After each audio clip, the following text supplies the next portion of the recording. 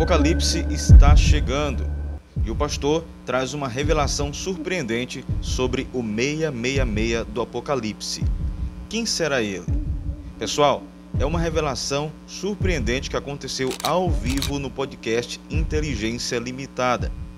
Quem estava lá era o pastor e doutor Rodrigo Silva, e ele fala sobre dias terríveis que estão por vir ao mundo. Ele traz uma forte revelação bíblica, com muitos esclarecimentos que surpreenderam os internautas sobre o Apocalipse. Então assista esse vídeo até o final, não esqueça de deixar o seu like e também compartilhar esse vídeo com mais pessoas. O que está acontecendo? A gente está vivendo os tempos finais, há sinais, segundo a Bíblia, proféticos, e a gente não falou dessa pedra também. Tá, isso aqui é uma coisa simples, depois eu falo dela. Tá bom. Bom, na verdade... Porque tem esse movimento, né? Claro. A pandemia faz parte Claro. disso, o anticristo já está aí. Aliás, a gente está perto da segunda volta de Cristo. Claro, eu acredito que sim. Sim? Mas vamos lembrar uma coisa. Quando os discípulos perguntaram para Jesus, que sinal haverá de tua vinda e da consumação dos séculos, do fim do mundo, Jesus falou assim, olha, cuidado que ninguém engane vocês. Primeira Porque coisa que ele já falou. Cuidado. Virão muitos em meu nome dizendo, eu sou o Cristo, e enganarão a muitos. Certamente, isso está em Mateus capítulo 24. Depois, quem tiver uma Bíblia em casa, procure em Mateus capítulo 24. Ele fala o seguinte, certamente, vocês ouvirão falar de guerras e rumores de guerras. Não se assustem. Ainda não é o fim. Se levantará nação contra nação, reino contra reino. Haverá fomes e terremotos em vários lugares. Mas isso é apenas o princípio das dores. O princípio das dores, exatamente. Então veja bem, guerra tem no mundo desde que o mundo é mundo. Fome, a Bíblia fala fome no Egito na época de José. Então não vou falar assim, o mundo está chegando ao fim porque está tendo guerra. O mundo está chegando ao fim porque está tendo fome. Não faz sentido.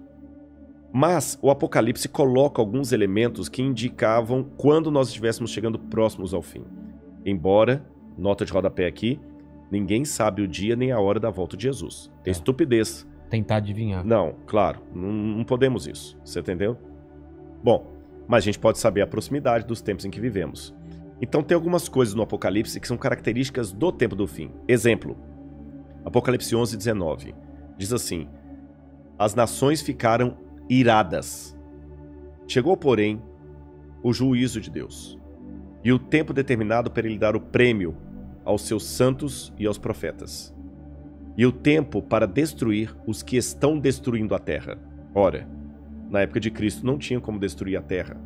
O Apocalipse estava fazendo uma profecia de uma época em que a terra poderia ser destruída por seres humanos, coisa que na época do Apocalipse não tinha como. E ele fala depois das pragas de Deus que iriam cair. Essas pragas não caíram ainda, mas os vislumbres dela... Não caíram? Não. A peste não é... A do Apocalipse, né? É. Mas os vislumbres delas podem estar já batendo as portas. Quer um exemplo? Quer. Diz que um anjo derramou a sua taça sobre o sol, e foi-lhe dado queimar aos homens com grande fogo. Os homens se queimavam com um intenso calor e blasfemavam o nome de Deus que tinha autoridade sobre essa praga. Olha o problema da camada de ozônio, o efeito estufa, o que está acontecendo com o sol. O outro anjo derramou a sua taça sobre os rios e fontes d'água e mares, que se tornaram como sangue de morto. Sangue de morto não é vermelho, dessa cor. Sangue de morto é escuro, é fétido, é quase coagulado. Como é que tá Pinheiros, Tietê, Lagoa Rodrigo de Freitas, as águas do mundo? Poluição. As previsões é que até 2025 a guerra do mundo vai ser pela água. Fala do anticristo, que ia dominar o mundo inteiro de uma maneira algorítmica. Pacífica, porque é um algoritmo. O 666. O que é o 666? O que é o 666? Na época do Antigo Testamento, Deus deu algumas normas para os judeus. O povo do Oriente Médio, ele é muito simbólico, sabe? Ele tem muito esse lance do símbolo que aqui no Ocidente a gente perde. Então o judeu pode olhar, ele usa o paiot, que significa alguma coisa, o kippah, que é aquele chapeuzinho na cabeça. E Deus falou o seguinte, olha, vocês vão pegar a lei de Deus, escrever um resumo da lei de Deus, e vão colocar por frontal entre os olhos, numa caixinha aqui, e também na mão de vocês. O judeu hoje usa na mão esquerda. Pode olhar aqui no Muro das Lamentações, você vê o judeu orando lá, né? Baruch atah Beshem Adonai Eloheinu melech haolam. E ele vai orando no muro e ele tá com aquela caixinha preta aqui e outra na mão. Aí no Apocalipse a gente vê que o inimigo, o diabo, que se vale do anticristo, assim como Deus envia o Cristo... O anticristo é a versão do Cristo pro demônio. Pro demônio, o anticristo. Ele faz uma paródia de Cristo. Aí, como Deus no Antigo Testamento pediu aos judeus para ter a lei de Deus na testa e na mão, o anticristo coloca também um sinal, uma marca, na testa e na mão. Então significa uma época em que a lei de Deus vai ser questionada. Nessa época em que a lei de Deus for questionada, diz o Apocalipse, ninguém poderá comprar nem vender, senão aquele que tem a marca da besta e o número do seu nome. Ora, esse número é 666. Aí muita gente pega isso e fala o seguinte, então vou começar a calcular, Hitler dá 666, o Papa, o Saddam Hussein, Bill Gates, até a Ellen White, que é uma pioneira do Adventismo, ela dá 666, Mandíbula todo dá 666, né? No grego está o seguinte, aquele que tem entendimento, calcule.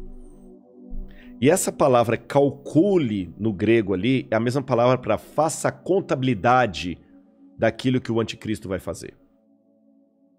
E o que o Apocalipse deixa bem claro é que o anticristo vai ser a revigoração do Império Romano, que era o inimigo do povo de Deus. E por que 666? Na cultura da Babilônia, o 6 era o número base para você fazer qualquer cálculo. Era um número divino. Tanto é que quando Nabucodonosor ergue uma imagem, ela tinha 60 côvados por 6. 60 por 6. O 6 era um múltiplo divino. E ali você tem o 666, múltiplo de 6. Agora o Apocalipse fala que ele vai controlar a economia. Os povos da terra vão segui-lo. Ninguém vai poder, falando quem pode pelejar com ele.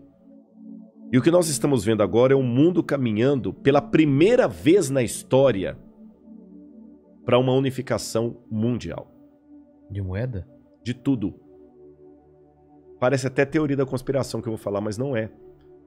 O mundo está caminhando para uma unificação. Rodrigo, mas nunca. Aqui no Brasil mesmo a gente vê a briga dos de esquerda com os de direita. O pessoal não está entendendo. Essa unificação não significa unificação de mente, mas unificação de propósito. Que é um exemplo que o mundo pode se unir por um propósito, apesar de se odiar mutuamente. Pandemia. A pandemia. Exatamente. O Irã está usando máscara, Israel também está usando máscara. Os palestinos estão jogando foguete lá em Israel, o Hamas, mas o israelense está usando máscara, o palestino também. O egípcio está usando álcool em gel, o iraniano está usando álcool em gel, o americano está usando álcool em gel, o russo está usando álcool em gel, então o Putin está usando álcool em gel. A mesma coisa o presidente do Brasil, o presidente da Argentina, da Venezuela, o mundo parou. Então é possível essa união do mundo inteiro em algumas coisas mesmo. Ela não só é possível, como ela é um caminho sem volta. Por que está falando tanto em criptomoeda? Nós já estamos passando por uma transição do dinheiro. Dinheiro de papel, né? De papel, você entendeu? Dinheiro baseado em tesouro nacional. E o mundo hoje precisa. Isso aqui não é uma defesa do Rodrigo, não é um desejo do Rodrigo. Eu estou falando de uma tendência. Tendência. O mundo precisa se unificar porque existem, Vilela, alguns elementos hoje que estão à solta, como se fossem crianças bagunceiras numa casa cheia de faca, de garfo, de objetos cortantes e letais, sem um adulto para controlar essas crianças. Você jamais faria isso. Quais são as crianças que estão à solta no mundo e precisam de um adulto para controlá-las? Um preceptor, uma babá? Internet. Quem tem domínio da internet? Você na internet você pode encontrar o podcast do Inteligência Ilimitada, mas você também pode encontrar uma fórmula para fazer um coquetel molotov. O camarada pode assediar você para fazer parte do Estado Islâmico. Quem controla a internet? Nem os Estados Unidos. Não, tá na mão de ninguém. Quem controla tráfico de drogas e de armas em nível mundial? Ninguém. Lavagem de dinheiro tá aí. O terrorismo tá aí e lavam dinheiro. Quem controla bolsa de valores? A economia do mundo não aguenta por mais 20 anos nas mãos da bolsa de valores que é especulativa. Se cair a bolsa de Tóquio, você nunca foi ao Japão, mas você pode perder o seu emprego e essa casa aqui porque caiu a bolsa de Tóquio. O Bradesco pode falir porque teve um crash na bolsa de Nova York. E a gente viu essa pandemia viu como nós estamos economicamente vulneráveis. Economicamente vulneráveis. Quem controla o terrorismo mundial? Então esses elementos... mais um. A ecologia. Não quero entrar no debate se a Amazônia é nossa ou não é nossa. O fato é que se a gente não cuidar da Amazônia, o mundo todo se ferra, caramba. Você tá entendendo? Então não tem mais esse negócio assim, é meu. Então hoje a gente precisa de um governo único que com leis mundiais controle a internet, bolsa de valores, que vai desaparecer, o reset tá aí, controla a economia, gastos, terrorismo e tudo mais. E os países, por mais que continue havendo direita e esquerda, situação e oposição, não interessa, Islã e cristianismo, vai precisar se unir, não porque eles se amam, porque não tem outro jeito.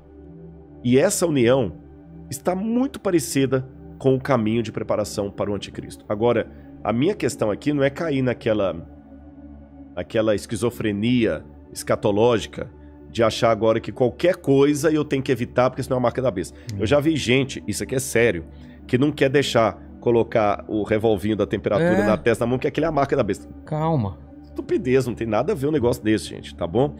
Agora, quando esse governo único se interpuser entre a minha fidelidade a Deus e a minha fidelidade ao Estado, esse é o único momento em que eu estou livre perante Deus para ter uma desobediência civil, social. Porque a própria Bíblia me ensina a ser obediente às autoridades constituintes. Mesmo quando Nero estava no poder, Pedro escreveu: respeitem as autoridades constituídas. A César o que é de César. Dai César o que é de César. Pague os impostos. Seja um bom cidadão. Que a crise não venha por culpa de vocês. A Bíblia me ensina a ser um bom cidadão. Porém, a própria Bíblia fala: quando o governo der uma ordem... A Bíblia não diz isso explicitamente, diz assim, em termos filosóficos. Sim. Quando o governo der uma lei que vá contra os mandamentos da lei de Deus, como os companheiros de Daniel na Babilônia, enfrente a morte se preciso for, mas não ceda. Talvez essa seja a diferença de um teólogo apaixonado por Deus e pela Bíblia e alguém que simplesmente é um acadêmico livre. Porque que especialista em literatura inglesa, em sã consciência, teria coragem de morrer por sua interpretação de Shakespeare? Mas a Bíblia é um livro que já levou muitos ao martírio para não abrir mão daquilo que a Bíblia ensina. Falou que a segunda vinda de Cristo está próxima, mas segundo os eventos, o anticristo chega antes. Chega antes, ele antecede a volta de Jesus. E já está por aqui? Você acha? Eu acredito assim, lendo a Bíblia, o anticristo, ele é um poder, era o poder romano, porque João já falava lá, o anticristo já opera entre nós. E João fala, muitos anticristos já saíram pelo mundo.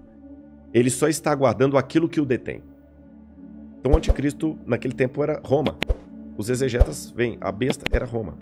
Só que a Bíblia fala, através do apóstolo Paulo, que havia uma grande apostasia do povo de Deus. Que palavra é essa, apostasia?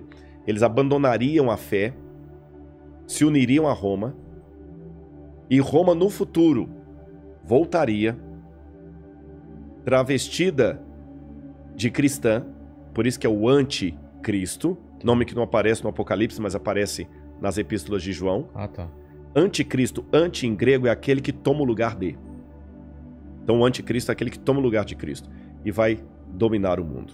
Então a minha sugestão para todos é o seguinte, fiquem atentos às propostas governamentais. Qualquer coisa que não infrinja a minha fé naquilo que eu entendo pela Bíblia ser o correto, eu vou seguir. Eu vou me vacinar. Eu não vou ficar caindo em teoria da conspiração. Mas a vacina é uma maneira de aniquilar 1/3 da humanidade. Eu acho que vai ser muito mais fácil eu vou me vacinar. Só não vou tomar a Coronavac, né? Que é que está questionada aí. Senão eu não posso entrar em Israel. Mas eu vou me vacinar. Israel não aceita. Não aceitou. Muitos países da Europa não aceitam a Coronavac, né? Lamento o Butantan aí, mas a menos que mude o cenário, a Coronavac não está sendo aceita. A Pfizer, ou a Moderna, ou a outra, lá de Oxford. Essas são aceitas. Mas eu vou me vacinar, você está entendendo? Agora, Não vou cair em teoria da conspiração. Agora, o dia que houver uma lei que se interpuser entre a minha fidelidade e aquilo que Deus pediu de mim, aí eu estou disposto a enfrentar até a morte.